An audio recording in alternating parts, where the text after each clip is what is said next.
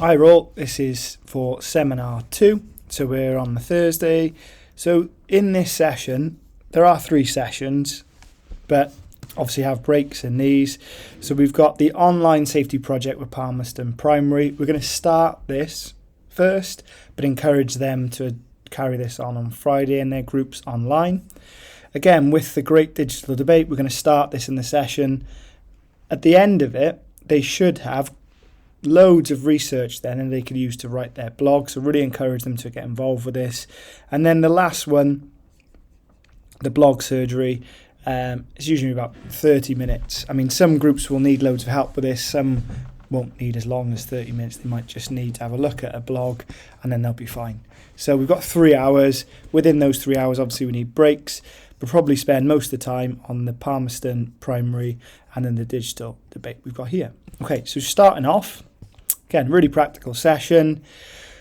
The focus is online safety, but one of the first things we're going to do is character creation. So we talked to them about, one of the brilliant things about digital competence, and we're going to do this in the literacy session, is you can bring characters to life and you can bring characters into your classroom, which is absolutely brilliant for starters. Here's an example I've got. We're using something called Voki.com. So if you just Google Voki or Voki is a brilliant online app that you can create characters. There's thousands to choose from. They can go nuts with it. So find your digital voice. Really important they don't sign up. Really important that you don't pay for anything. We shouldn't have to pay for anything with any of the apps that I'm showing them. All I want them to do is have a go. Sorry, I'm just taking that out.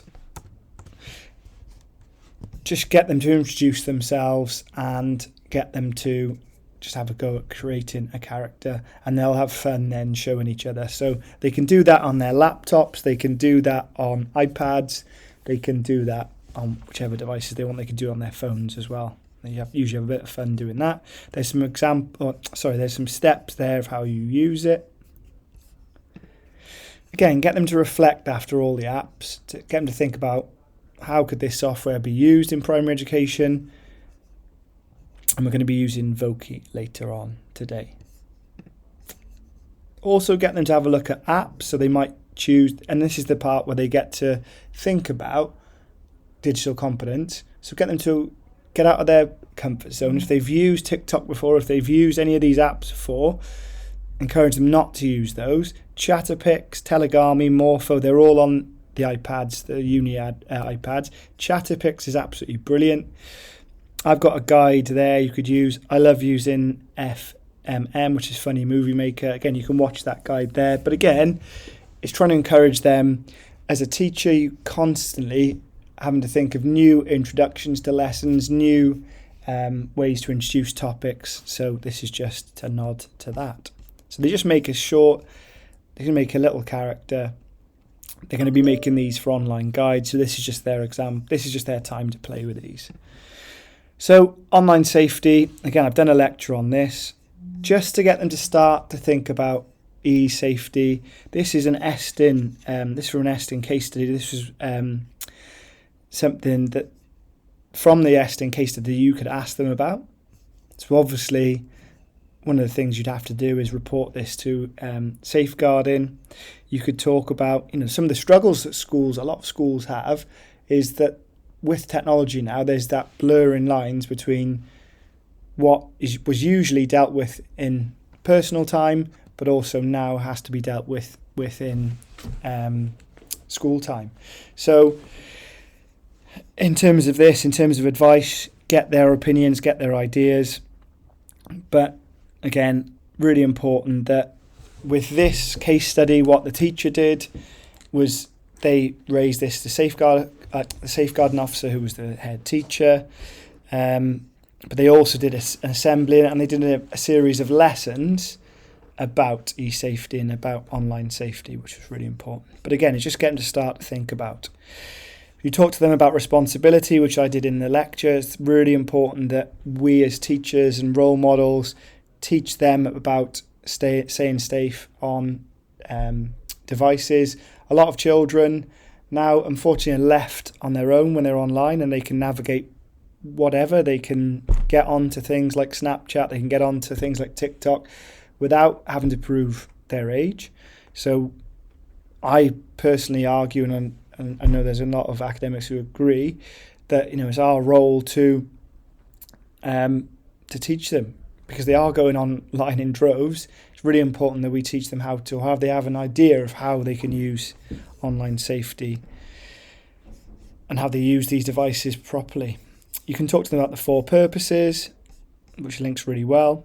And then there's some really helpful links which will help them in a moment. So we're linking this week with Palmerston Primary, who joined us in the lecture.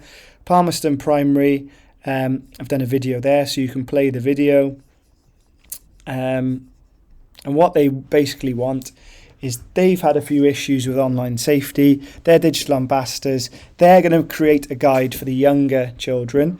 You guys are going to create, or the students are going to create a guide for the year 5s. So I'm going to encourage, or can you encourage students to use, there's Powtoon, Prezi and Amaze. Again, I would gauge to see how groups are feeling. You'll probably know by now which of those which are pretty digitally competent and those that aren't. Powtoon and Amaze are probably a bit tricky. They're a bit technical. They can take a bit of time. So those that are more confident, get them to use Powtoon and Amaze. And those that maybe aren't that confident can use Prezi. But again, encourage all students to get out their comfort zone.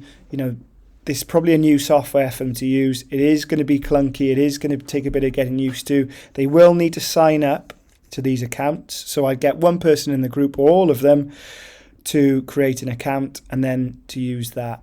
Just one person use that.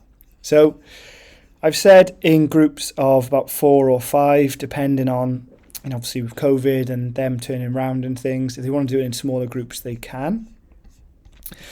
There's some examples there which they can have a quick look at.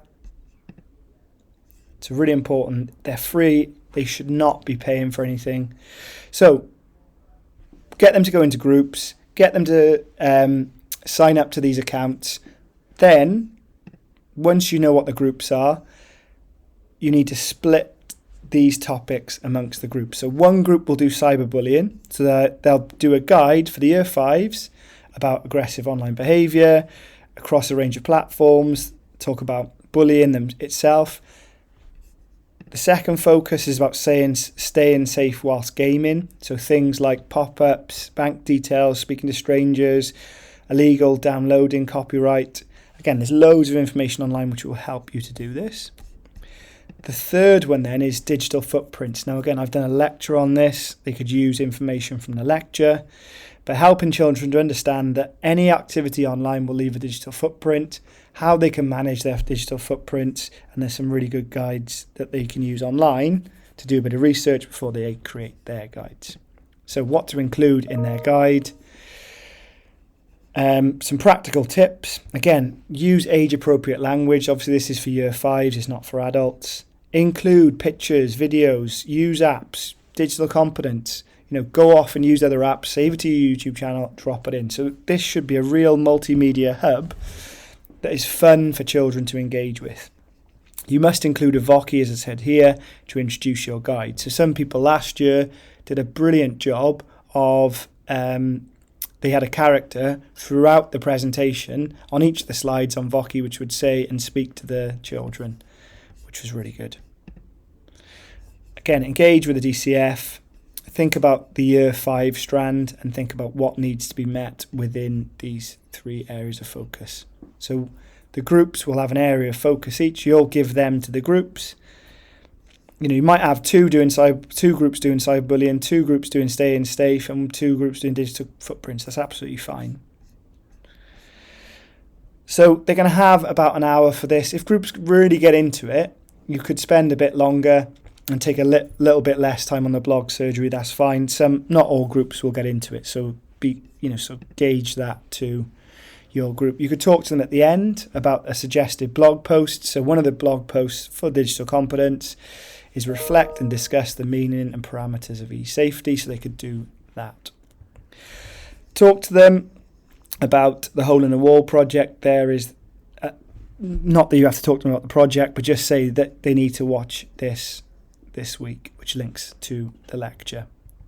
So if they don't finish, which they probably won't, really important. So for Prezi, you can share and you can all work on this at home. So the whole point of this is to show, as teachers, they're going to have to work online collaboratively all the time. So on the Friday, when they probably do the majority of the work, they'll be working at home. They'll all be working on the same project. They'll all be uploaded into it, and it just gives them an experience of that. So if they don't finish today, that's fine.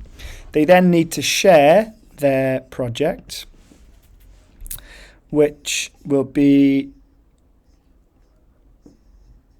I'll put the link, sorry, I haven't put the link on there yet. I'll put the link underneath here so they can share when they've finished.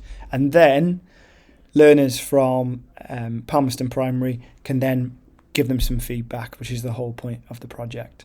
Okay, the Great Digital Debate then. This links to the digital teaching debate, the digital teaching lecture. So it's really important that they have watched that lecture. I'm going to send messages about this, but really, really important to engage with this seminar. They have to have watched the digital teaching. So this pretty much is, you can skip all these parts first up. This is what the digital debate is about. Basically, will robots replace teachers in the future? It's a bit of a hypothetical question, but it's just getting them to think about the importance of teachers, but it's also thinking about the impact of technology on the classroom. And every year, there's always a really impassioned, for both sides, response from students, which is good. Okay, so these first parts, they're not really that you don't really need to go through this. All right, so really important. So for my group is Group A.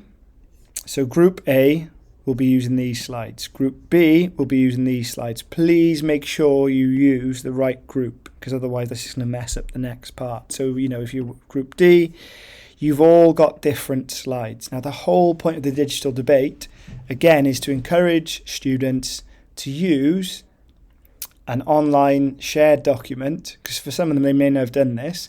And this is going to be so good for their assignments, so good for their presentation, so good for their life at uni, but also as a teacher.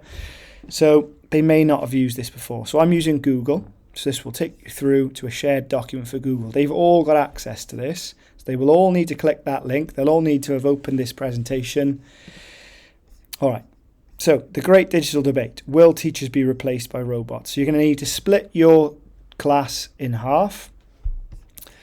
Half of them will be arguing, yes, teachers will be replaced by robots. Half of them will be arguing, no, they will not. Okay, really important that they construct their argument on these slides. So I would suggest you give them a slide each and they get on with the argument. They need to support their findings with articles from EdSearch, from my lecture, so they need to go on the digital teaching lecture, from web research, journal articles, pictures, videos. You need to encourage them. You'll have one side arguing for that teachers will be replaced by robots, one arguing teachers won't be replaced by robots. What a lot of groups did last year, they did it by colour. So those arguing that teachers will be replaced by robots were like white, for example, their background, and then arguing that teachers won't be replaced is in red. That doesn't really matter. What you have to sell to them is the more they add here, the more information. They're going to have a whole class looking for research. At the end of this, they could then write a blog post about it. So their digital competence blog they could write about could be, will teachers be replaced by robots? And you've got loads of information. You've got loads of web research. You've got loads of journal articles. So to write this, loads of students last year for their digital blog, they just used the findings from this. So you should have about 50 or 60 slides. A word of warning, obviously if you're doing this with children, the same happens with students. You will have some people messing around, you will have some people just deleting each other's work, you will have some people moving stuff. They're probably, what usually happens is in the first 10 minutes, they realise that and they find it funny, and then it tends to calm down after about 10 minutes. If you say straight away that, look, we know this is going to happen, it tends to reduce it a little bit. At the top, when they enter the document, they'll have their presence will be seen along the top. You'll see what I mean when they log on.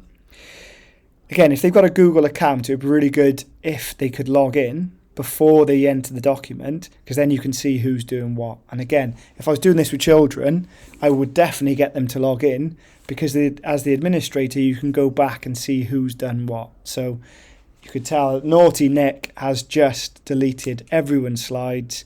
Well, then you can just go back, and you always have undo, so you can always undo if someone's done that.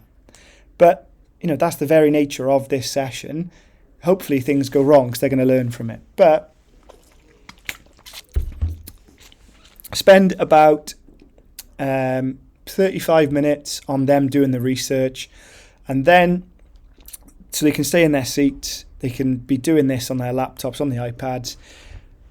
Really, really important then that they have the debate, and then they're having a go at talking to each other. They're having a go. A lot of them won't agree with the side that they've been given to, so you might split the group, and some of them won't agree with that teachers should be replaced by robots. But again, it's a really good experience for them because they're having to adopt a new argument, which is all part of academia. So you just stress that. So they should have about 40, 50 slides, and then they can use them to have their digital debate at the end. And that is the digital debate. Okay. Sorry, I'm going back to... So that is that session. Give them a break after it. I'm sure they'll be tired out, and you will, from having to step in. The final thing is the blog surgery. So the blog surgery, which Gemma needs to fill out. So the blog surgery this is the first time that they would have seen a blog. So Gemma's going to put in here a video of a blog from last year. You guys will go through it, you'll read through it, you'll talk about the good parts, you'll talk about the marking criteria. So really important that you look at the marking criteria, get them to find it themselves on the assessment tile. They then can do some marking of it and talk to each other. And the whole part of this is just that they're having a look at what makes up a blog. And it gets them talking about it. It only needs to be about 40 minutes to half an hour. It doesn't need to be that long. And it might kickstart a few of them to actually start to write and see that it's not that hard. To remind them, it's one blog. They have a continuous blog, and then they'll have a digital competence, they'll have a literacy, they'll have a numeracy, 6,000 words equivalent. So it could be made up of words, videos, pictures. Well, it should be made up of all those. We're not going to be doing a word count that is not exactly 6,000. So if they go over or under, that's fine. But they need to make sure they've got a range of multimedia, which is really, really important. Gemma, get this on here. All right. And these are the sessions. They're the sessions for the first week.